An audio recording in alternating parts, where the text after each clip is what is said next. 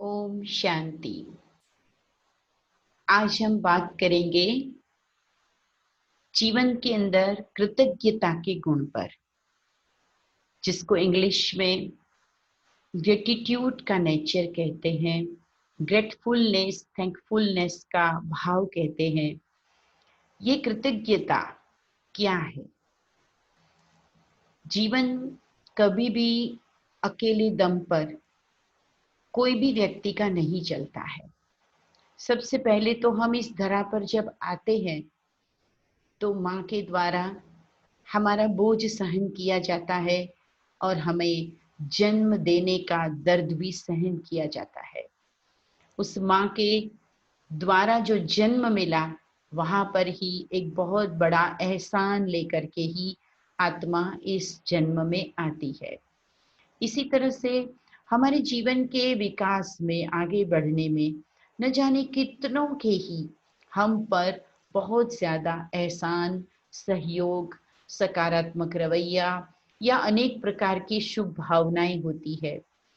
जब हम फौरी तौर पर जब जीवन जीना शुरू करते हैं तो हमें एक एक चीज़ किसी न किसी के द्वारा सिखाई होती है, समझाई होती है। उनके अनुभवों से, उनके जीवन के ज्ञान से, तर्कों से उन्होंने हमारी बुद्धि में, हमारे धारणाओं में न जाने कितनी अच्छी बातें डाली होती है। जीवन में एक बच्चा तो कोरे कागज की तरह ही आता है। उसे शिक्षा, दीक्षा, अध्ययन, कला, आदतें, ये सब कुछ तो परिवेश से कोई ना कोई व्यक्ति, कोई ना कोई घटनाएं हैं, उससे सीखने को मिलता है। तो इन सब को लेकर के ही धीरे धीरे हमारे व्यक्तित्व का निर्माण होता है।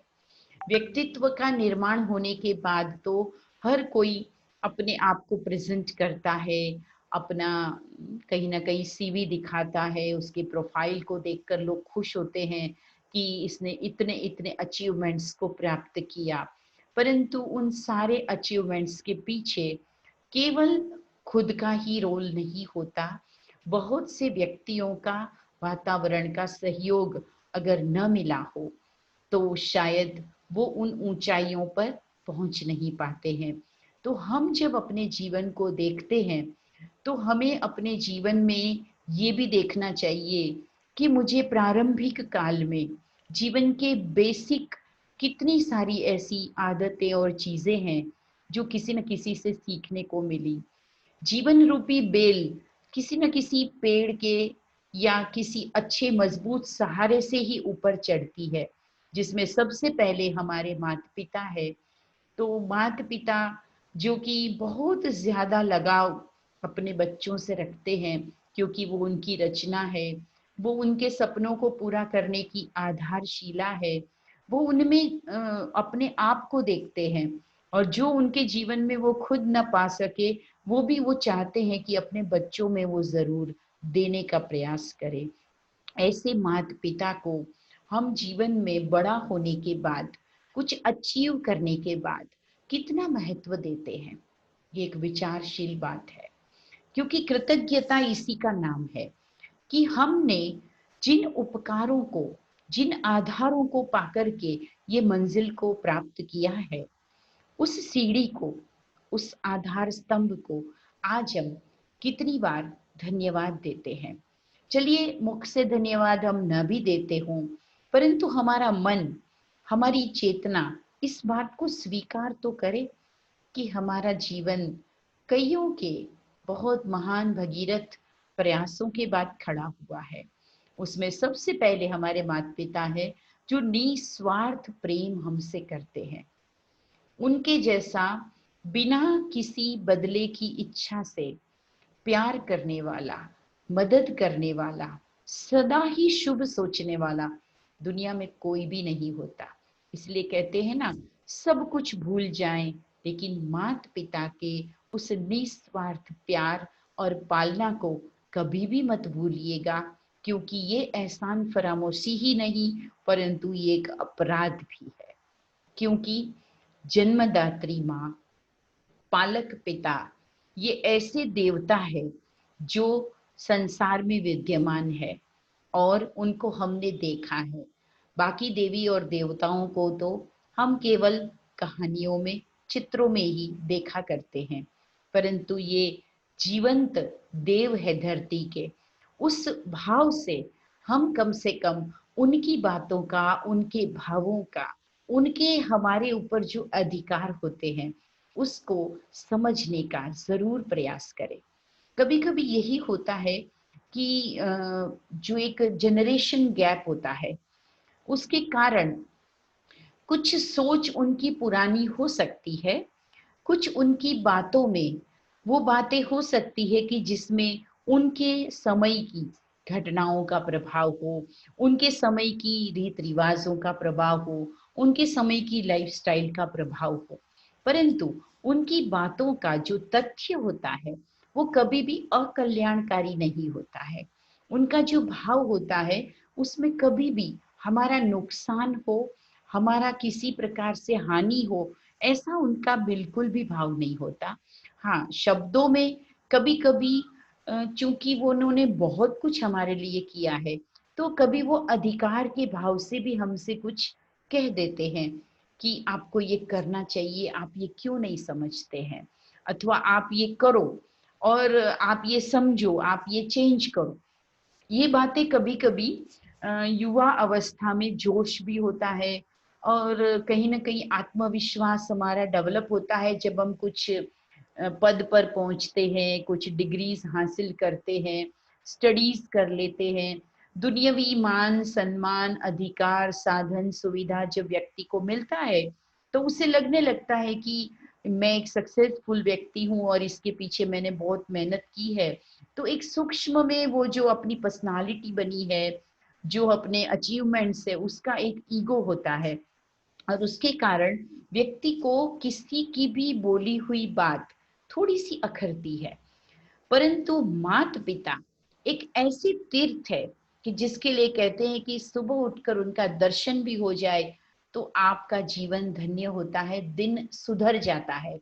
तो उनकी बातें चाहे कभी थोड़ी-सी सलाह भरी हो, कभी थोड़ी-सी उल्हना भरी हो, कभी थोड़ी-सी हमारे को कठोर शब्दों में व्यक्त की गई लगे, परंतु वो बातें आपके लिए, हमारे सबके लिए एक अमृत होता है, एक आशीर्वाद होता है।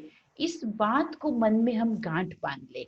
विशेष करके मैं युवाओं से कहती हूँ कि जीवन में माता-पिता का स्थान कभी कोई नहीं ले सकता और ये बात अगर जाननी हो, तो अनाथ आश्रम में पले-बड़े किसी बच्चे से पूछ के देखो कि उन्होंने जीवन में कितना मिस किया होगा उस प्यार को।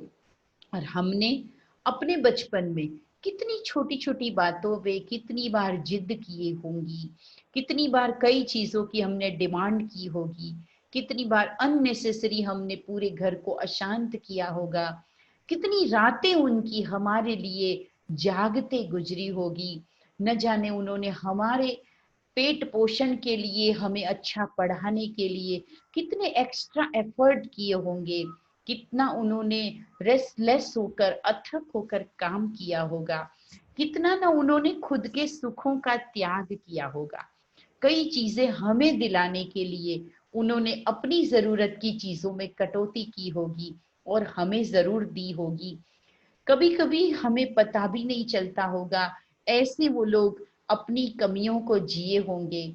उन्होंने अपने दुःख कभी हमारे को स्पष्ट नहीं बताए होंगे, परंतु हमें सदा सुखी हो, ऐसी ही सब चीज़ें उपलब्ध करवाई होगी।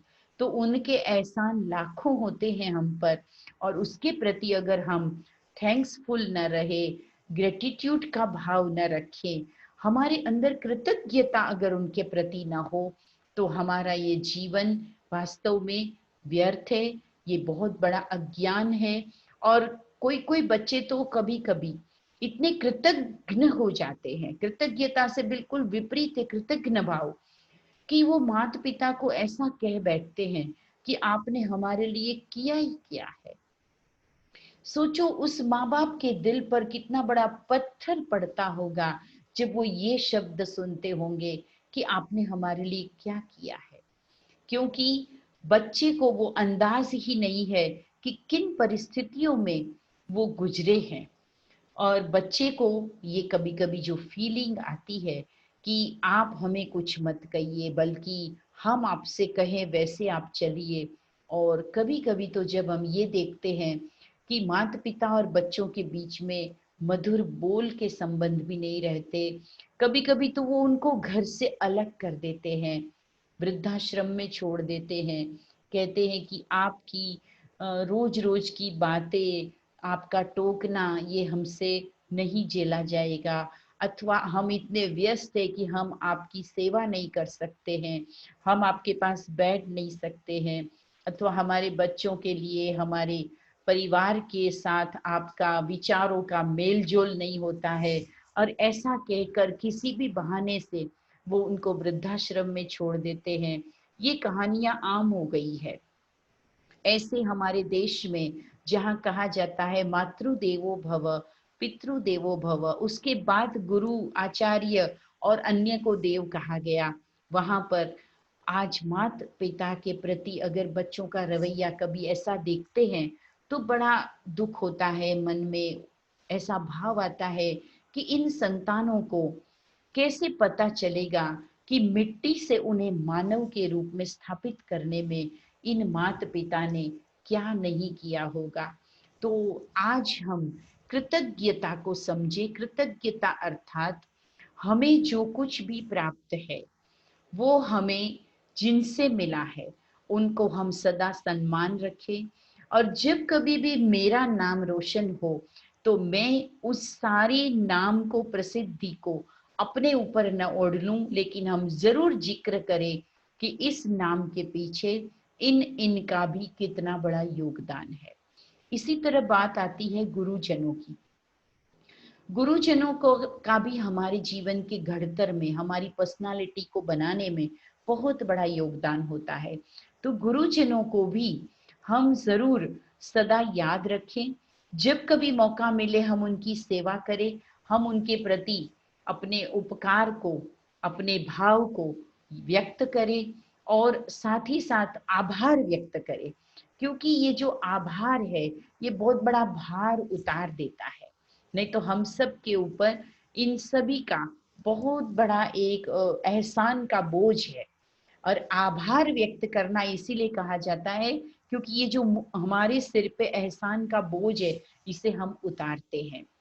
तो गुरुजनों ने, चाहे फिर वो किसी खेल का गुरु रहा हो, कोई संगीत के गुरु रहे हो, चाहे कोई साहित्य में गुरु रहे हो, स्कूल कॉलेज के अंदर फॉर्मल एजुकेशन के शिक्षक या गुरु रहे हो, या फिर जीवन में कभी कठिनाइयों के वक्त में किसी ने हमें कोई गाइडलाइन दी, किसी ने हमें कोई स्किल सिखाई, किसी ने हमें मदद करके फिर से खड़ा किया, किसी ने हमें बुराई तरफ जाने से रोका और हमें दुर्व्यसनों से छुड़ाया, बुरे लोगों के संग से छुड़ाया, तो वो सब भी हमारे लिए गुरुजनों के समान प्रिय है और उनका हमारे ऊपर बहुत बड़ा एहसान है।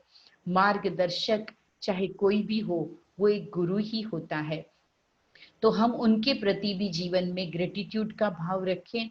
हो सके तो हम कभी कभार उन्हें फोन करें, हम उन्हें अपने जीवन के अपने अच्छे प्रसंगों में उनको बुलाएं और सबसे परिचित कराएं और उनको हम ये भाव अर्पित करें कि आपकी वजह से आज हमने ये सब कुछ पाया है।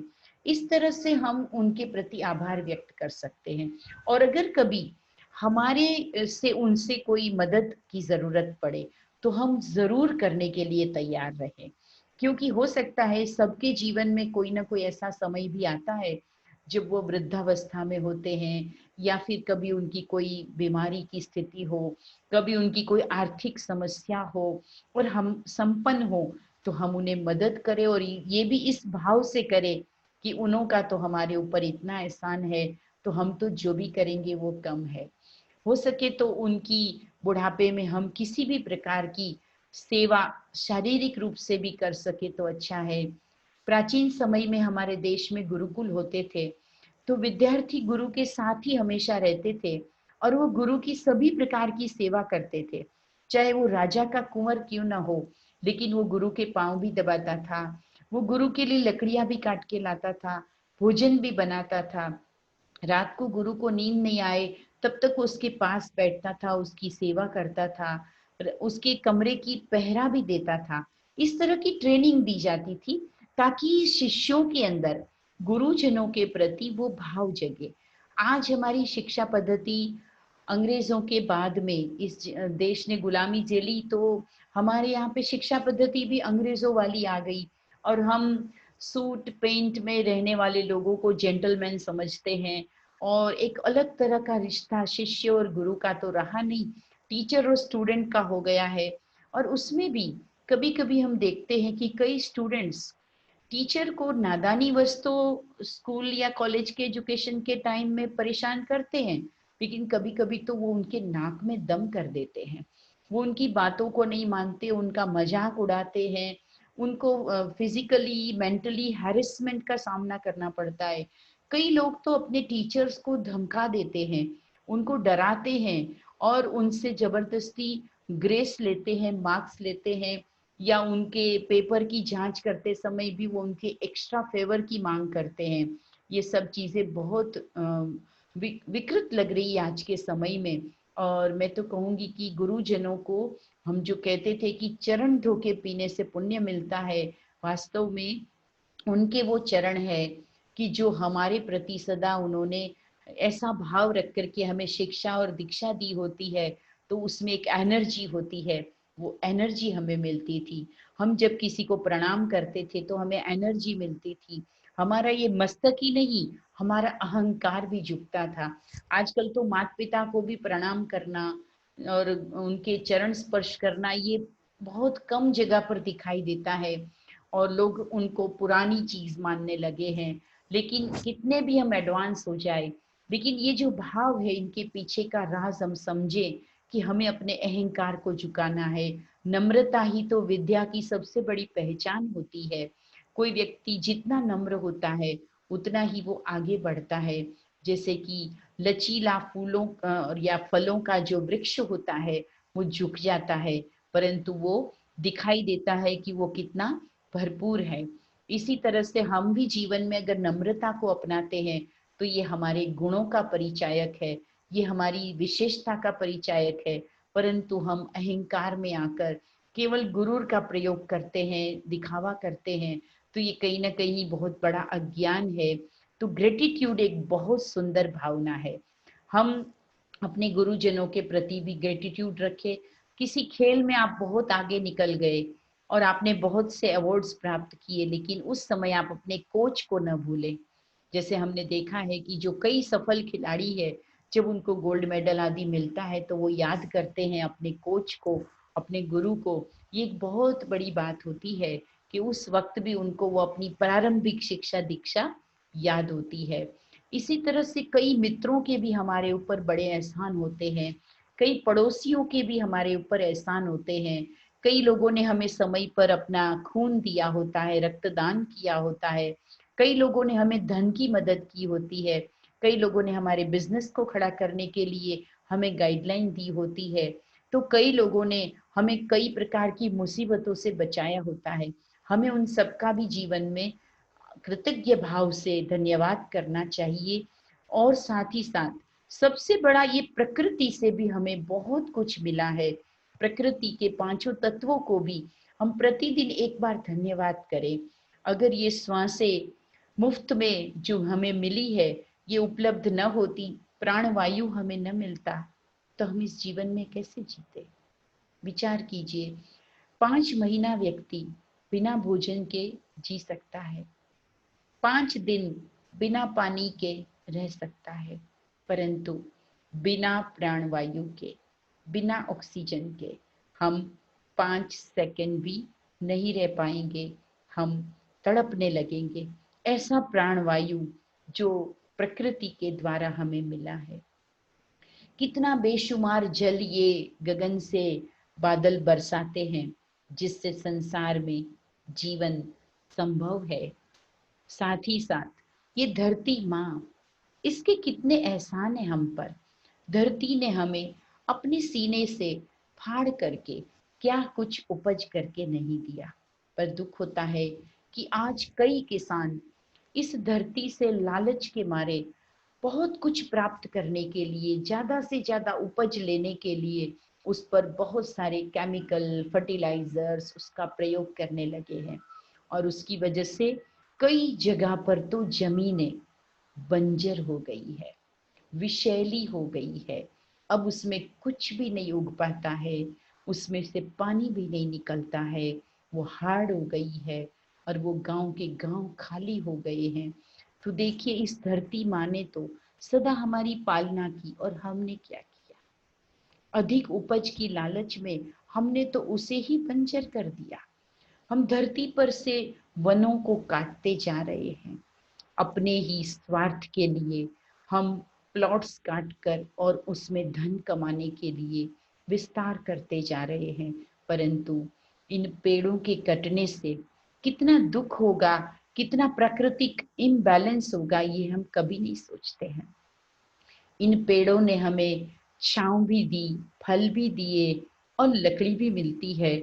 तो बिना वजह क्यों हम इन पेड़ों को काटें? बल्कि हो सके तो इस प्रकृति को योगदान देना है, कृतज्ञता अर्पित करनी है। तो हम प्रति वर्ष कुछ पेड़ उगाएं, पेड़ों को बड़ा करें, पेड़ों की पालना करें। धरती का श्रृंगार होते हैं पेड़ और हरियाली।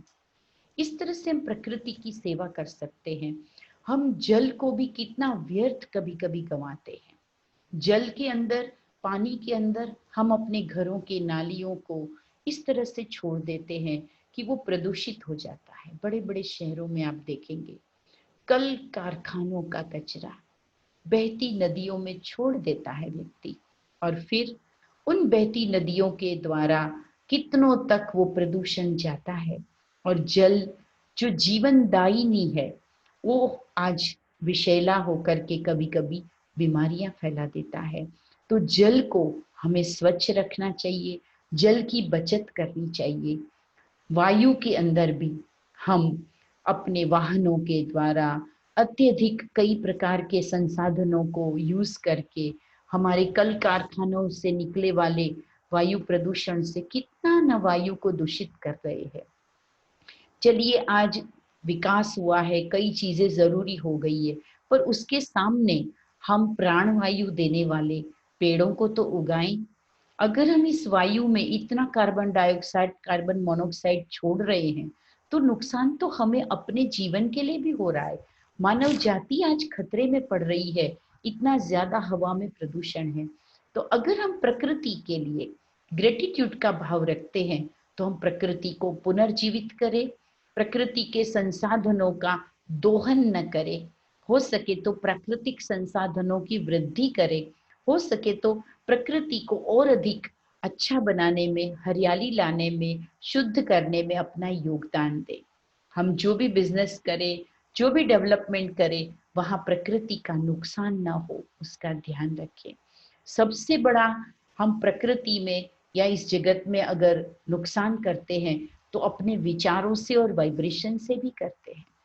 अगर हमारे मन में इस तरह को कुछ भी देने का, इस संसार को कुछ भी देने का भाव है, तो सबसे पहले हमें शुभ चिंतन करना भी सोचना चाहिए। अगर हम शुभ सोचते हैं, तो भी हम इस हवा को, इस प्रकृति को, आसपास के वायुमंडल को शुद्ध करते हैं, शक्तिशाली बनाते हैं। तभी तो कहते हैं कि एक योगी, एक परोपकारी व्यक्ति इस संसार के लिए एक वरदान है, क्योंकि वो इस संसार को अपने शुभ भावना से, शुभ विचारों से, शक्तिशाली मन के प्रकंपनों से शक्तिशाली बनाता है, सतोगुणी बनाता है, शुद्ध बनाता है। एक श्रेष्ठ विचारों के व्यक्ति की उपस्थिति भी आसपास के अनेक लोगों को, वायुमंडल को बहुत सात्विक और सुखी बना देती है। तो हम जिन जिन के भी बहुत ज्यादा उपकार जिनके हमारे ऊपर है, उन सब के प्रति आज मन को कृतज्ञ भाव से भरे। हो सके तो उन सब को समय प्रति समय हम अपना योगदान, चाहे तन से, चाहे मन से, धन से, अपनी वाणी से, अपने विनय से, अपने व्यवहार से, अपने कोई भी क्रियाकलापों से देते रहें। और सबसे बड़ी बात, हम कुछ कुछ समय में उनको अच्छे मैसेज करें, हम उनको पत्र लिखें। खास करके बुजुर्गों को बहुत अच्छा लगता है जब आप उनके पास बैठो, जब आप उनके साथ बातें करो। चाहे आप कितने भी बिजी रहते हो, लेकिन आपके घर में बुजुर्ग व्यक्ति है, आपके आसपास कोई बुजुर्ग व्यक्ति है, आप उनके साथ भी थोड़ा समय जरूर व्यतीत करो। आप देखना, आपको भी बड़ा अच्छा लगेगा। हो सकता है कोई बातें उनकी आपके समझ की, आपके सब्जेक्ट की ना भी हो, परंतु आप देखना उनके चेहरे पर आपकी बातों से जो खुशी आएगी, वो आपको बहुत बड़ा बल देगी, दुआएं मिलेंगी आपको। बहुत से ऐसे बुजुर्ग हैं आज शहरों में, खास करके देखा जाता है कि जहाँ यंगस्टर सभी कहीं ना कहीं नौकरी जॉब से जुड़े हैं, और घर में वो वृद्ध व्यक्ति अकेले होते हैं, उनका समय भी गुजारना मुश्किल होता है। तो वो इच्छा रखते हैं कि जब शाम को बच्चे घर लौटे तो कुछ मुझसे बातें करें। पर थके हारे कई यंगस्टर अपने माता पिता के पास बैठते नहीं, या तो वो अपने तनाव में रहते हैं, तो माता पिता अगर कुछ कहते भी है तो उनको भी ठीक से रिप्लाई नहीं करते, अच्छा जवाब उनको नहीं देते, तो उन्हें बड़ा दुख होता है। तो हम उनके पास बैठे, उनको पत्र लिखे, अच्छी अच्छी बातें उनके साथ शेयर करें। थोड़ा समय ही तो देना है। अरे, समय तो जिंदगी देने के बराबर है। कहते हैं ना कि टाइम इज लाइफ। अगर आप किसी को थोड़ा सा समय देते हैं तो आप अपनी जिंदगी का एक हिस्सा उसे देते हैं। और देना, दाता बनना, यही तो है उपकार भाव, यही तो है कृतज्ञता, कि जिसमें आप कुछ दे करके और अपने एहसानों से स्वीकार करते हैं उनके एहसानों को और अपना एहसान उतारते हैं।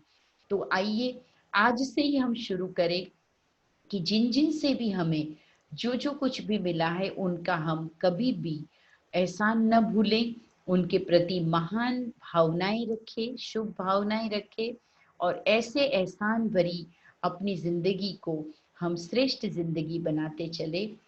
और इन्हीं सब हम करते रहेंगे तो आप देखना, आपको भी इसी प्रकार की दूसरों के प्रति अच्छी भावनाएं मिलती रहेंगी, और आप खुद जीवन में न केवल धन प्राप्त करेंगे, नाम प्राप्त करेंगे, परंतु एक अनोखा आनंद, एक अनोखा संतोष प्राप्त करेंगे। तो आज से ही हम शुरुआत करें कि हम अपने बुजुर्गों को रोज सवेरे गुड मॉर्निंग करें, रोज उनके पास बैठे, नहीं तो जब भी बैठे क्वालिटी टाइम। कभी कभी देखा जाता है आजकल हम सोशल मीडिया पे, और जब से ये मोबाइल क्रांति हुई है, हम बैठे भी होते हैं पास में, अगर कोई कुछ बात कर भी रहा होता है तो बहुत से लोग ऐसे होते हैं जिनका ध्यान अपने मोबाइल में, अपने मैसेजेस को पढ़ने में या फेसबुक आदि में कहीं भी होता है। तो आप क्वालिटी टाइम दें, आप उनके साथ हाथ पकड़ के कहीं वॉक करने उनको ले जाएं, कभी आप उनको अपने घर की टेरेस पर ले जाएं, थोड़ी देर उनके साथ कोई पुराना गीत उनको पूछे, गाएं, उनको याद दिलाएं कि आपने वो काम किया था, वो कैसे हुआ था, आप छोटेपन में क्या करते थे, आपने जब पढ़ाई की थी तो आपके स्कूल कैसे होते थे। बहुत अच्छा लगता है उनको। तो वो फिर अपनी बातें तो ज़रूर बताएँगे, पर आपको कुछ सीखने को भी मिलेगा, और ये भाव आपके बच्चों में भी फिर आएगा कि जब वो भी आपको देखेंगे कि उन्होंने अपने माता-पिता के साथ कितना अच्छी तरह से व्यवहार किया, तो कल को आप भी बुजुर्ग होंगे, तो आपके बच्चे भी आपके साथ बहुत अच्छा व्यवहार करेंगे। तो ये जो आजकल कई कहानियाँ सुनने को मिलती है कि घर में बुजुर्गों के साथ दुर्व्यवहार होता है, ये दृश्य अब बदलना चाहिए। माता-पिता और गुरुजन और सभी महान लोगों के प्रति हमारा नज़रिया हम बदलें, तो नज़रिया बदलने से जीवन में बहुत सी चीज़ें बदल जाती है और अच्छा फ़ील होता है। करके देखिएगा, फिर मिलेंगे। ओम शांति।